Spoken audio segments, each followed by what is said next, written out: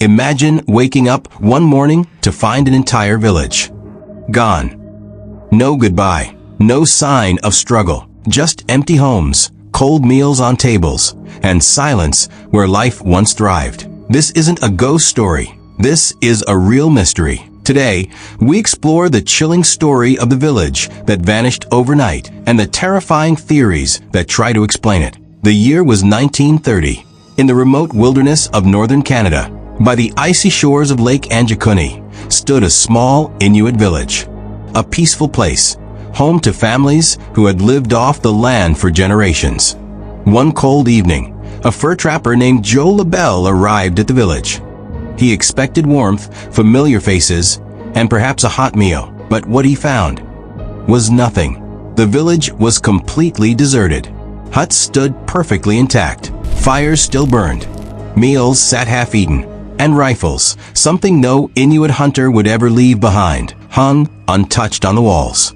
Even more disturbing, several graves in the cemetery had been dug up and were now empty. Joe Labelle fled the village in terror, racing through the snow to the nearest telegraph office to report the horror he had discovered. The Royal Canadian Mounted Police launched an investigation. A search party was dispatched to the site, hoping to find answers. But what they found only deepened the mystery. Sled dogs were discovered, frozen to death, still tied to their posts, surrounded by untouched food. There were no signs of struggle, no footprints in the snow, no tracks leading away from the village.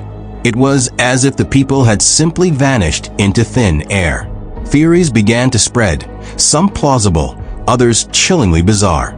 Theory 1. Mass migration. Perhaps the villagers chose to leave. But why abandon food, weapons, and even their dogs? Theory 2. A sudden disaster. An illness? An environmental threat? Still, where are the bodies? Theory 3. Something not of this world. Strange lights were reportedly seen in the skies above Lake Anjikuni just days before the disappearance. Some believe the villagers were abducted, not by men, but by something far more terrifying. And then there's the theory no one wants to say out loud, that the government knows what happened, and they've covered it up. Skeptics argue the story was a hoax. They claim there's no record of an Inuit settlement at Lake Anjikuni, and that Joe Labelle made it all up.